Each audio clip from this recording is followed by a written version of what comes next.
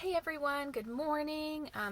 If you're new here, my name is Allie and I am a high school chemistry teacher. And this video is going to be about my advice for new teachers. So whether you are a first year teacher going into the classroom for the first time, or you maybe even are a second year teacher, but your first year was during COVID and you were at home, I think that this advice would be good for you. So let's go through the list. So I made this list here, so if I'm looking down, I've got a list in my notebook. They're not in any particular order, they just are things that popped in my head that I think are important. So number one, keep learning. I know you just finished your degree and you're going to have a lot of things going on, and continuing to learn doesn't mean taking courses. It could mean reading that book that you've been meaning to get to, even if you're only reading a page a day, or making sure that you ask your mentor teacher questions. Just keep learning. It's going to make you a better teacher. Number two is to take time for you. So make sure every day you're spending a little bit of time on something that's not school related. It's very common for first year teachers to spend all of their, energy on their classroom, and that's great, but you're going to burn out. So make sure you're taking time for you, whether that's going on a run, if you're health conscious, or watching your favorite TV show without any distractions, whatever it is. Make sure you, even if you have to schedule time for it, make sure that you have time for you so you can check out and, still be a person. You don't have to be on 24/7. Learn to say no. This was something that I started really early, kind of in my journey, just as like a student leader. When I went to college, my first year, I said no to a bunch of things because I wanted to get acclimated to college and not get overwhelmed with activities, which is normally what I do. I'm the type of person that says yes because I want to be involved and I want to help people, and teachers inherently are helpers. But again, as a first year teacher or first year in a brick and mortar building, you're going to have a lot of things that you need to figure out that, saying yes to everybody else's requests is going to be really tough. Even if you're a first year teacher, first to the school year teacher. So even when I moved to my new school, so this is my 4th year in my current school, and this will be my 10th year of teaching, I said no to a lot of things. And I think it's easier now that I'm in a bigger school to say no, because there's a wider variety of people that can say yes to things. And now this school year I have said yes. So I've been a class sponsor since I started, because that was like, they were like, oh, it's homecoming week and that's it. And it's like a week of my life, that's fine. And I know for me that that's okay. But I help with the Black Student Union. I'm a volunteer, and I plan on stepping up a little bit more with that this year. And then I also joined, my school started a diversity committee. Like, it has a special name, but it's really long and convoluted. And I joined that, and that's going to be an additional meeting every month, but it's something I'm really passionate about.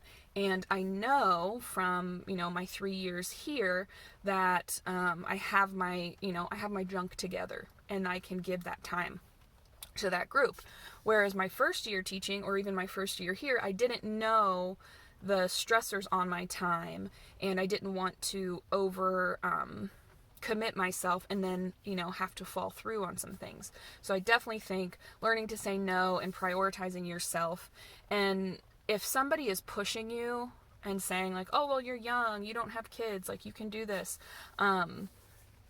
that's not fair for them to do that to you. As an example, I have a former student of mine, graduated college last year. This makes me feel so old, but he's going to be a Spanish teacher. And, I was sending him a note like, hey, just, want to know how you're doing. There was a Spanish teaching position open at my school, and he wanted to stay in the area I'm in. He didn't graduate from here. He graduated from my other school. And I would have loved to teach with him. He's an awesome kid.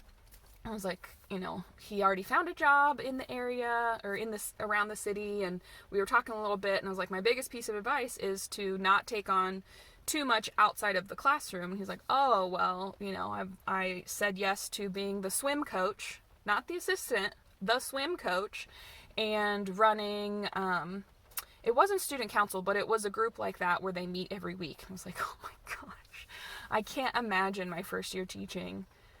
I was also doing my master's degree during my first year teaching, so like, I just can't imagine being a swim coach and doing a weekly event.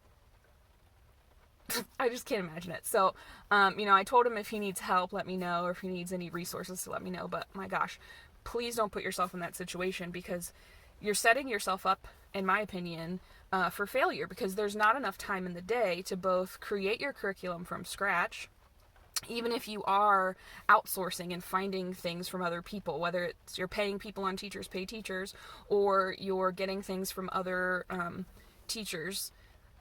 You still have to, like, you know, aggregate, is that the word? You still have to bring all those materials together and plan, and you're not used to, you know, all of that. You're still figuring out your planning style, you're still figuring out your classroom management style, you're still navigating the world and the business of school, and on top of that, doing all these other things. So I just, when he told me that, I was like, oh my gosh, I'd be so stressed. So, learn to say no. It's okay.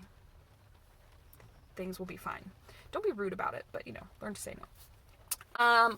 One of the biggest pieces of advice I got when I was in school was don't smile until Thanksgiving. So what is this? 1, 2, 3. This would be number 4. Smile if you want. I smile all the time. I feel like I'd be putting on a show if I didn't smile. I just have I used to think of myself as more of a negative person, but, and I don't know why. I think because I was a moody teenager and it took me a while to like figure out that wasn't like internally me. My insides are like a Lisa Frank folder, rainbows and butterflies. And I wouldn't say like I'm super bubbly, but I do enjoy being kind and being happy. Sorry, it's raining if you can hear the rain, and I'm on a side street. But I do enjoy building relationships with my students early on. And I mean, rules are rules, and so you have to stick with those, but I don't think you have to be a stick in the mud, or that you have to not smile until Thanksgiving. So smile if you want. Be you. The best thing you can be for your students is yourself. So take a breath and just, you know, be you. So number 5, something that I did that the director of my program at Purdue told me, and I continue to do to this day because I find it so helpful, is have one long day a week. So what I mean by that is one day a week that you are going to make all of your copies for the week, that you plan to stay late. And that way you can leave earlier on the other days. Now, I'm going to do a whole video about time management, but what I did my first year teaching is I set a time for myself, like, okay, every day at 5:30. So I set an alarm on my phone. No matter what I'm doing, I'm leaving this building and I'm not taking anything home with me. Like at 5:30, I'm done. And then one day a week for me, that was Thursdays. I didn't have an alarm. I could stay as late as I wanted. Some days that was 5:30. Some days that was 3 because I'd been staying every day till 5:30. Some days that was 8 p.m. depending on what I had kind of in my docket. I was learning. And then the next year I pushed it up. So my second year it was 5. Now I don't have a timer other than having to go pick up my son from preschool. So I guess my timer is 3:40. I leave every day at 3:40 because I physically have to pick up my child. But I still don't bring anything home with me because I'm terrified of losing papers. Anyway, one long day a week, I think, will save you. Now, the director that gave me that advice said he went in on Sundays. So if I just didn't want to give any part of my weekend back to school, I'm very, like I said earlier, take time for you. My weekends were for me and my then boyfriend, now husband, to spend time together and reconnect, because he works in food service, so I would come home and he would be at work. So weekends were for us to kind of reconnect, and I didn't want school to get in the way of that. But he went in on Sundays because nobody else was there and he had unlimited access to the copier. So if that sounds good to you, I wouldn't go in on Saturdays because of sporting events and stuff. People will be there. So like coaches tend to go in and make copies while they're waiting on things. So if your goal is to avoid people so that you can make your like mountains of copies without interruption, then Sundays might be for you. For me, I still stay late well, it was Thursdays. Now I have meetings on Thursdays. But whatever day my husband has off, if I need to stay late, those are my days that I stay late, and then he picks up our son. Anyway, the last piece of advice I have for general advice is that you do not need a fancy planner, and I did a whole video on that already, so I'll link that down below. You do not need a fancy planner. I'll say it again. You do not need a fancy planner.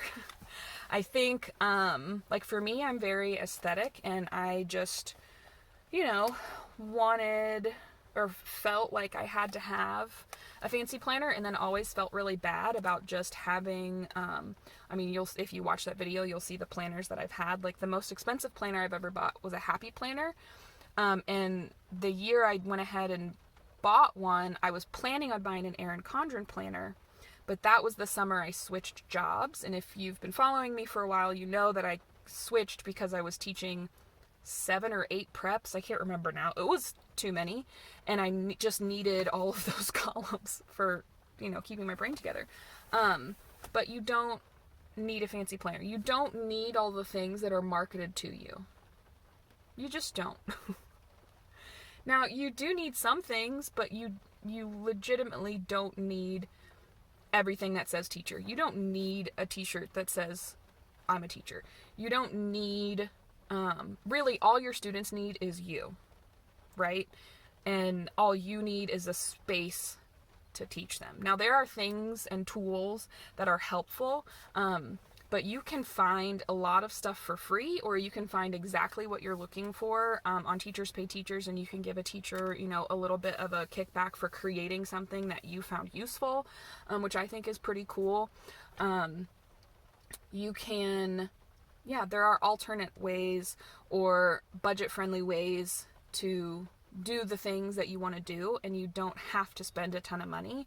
I think oftentimes we talk about in the teacher community in general, not just on YouTube, about how much money we spend on our classrooms, and you don't really have to spend that money. Like, decorating your classroom is nice, but you don't have to do it.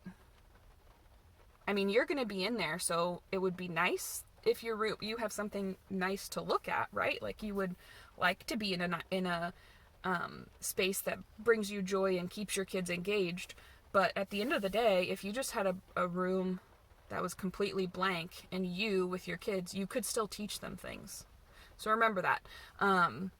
You don't have to. I've been watching all of these like first year teacher decorate with me and YouTube videos, which is fun, and I watch those to like get inspired. But my room doesn't look like their rooms, not because I'm a high school teacher, but because I just don't want to spend what I feel like is an exorbitant amount of money. Or now that my son is a little bit older, I'd rather spend the time playing with him and painting with him than creating big fancy bulletin boards. Now this year I am planning on redoing my bulletin boards because I'm just tired of looking at them, and that's fine.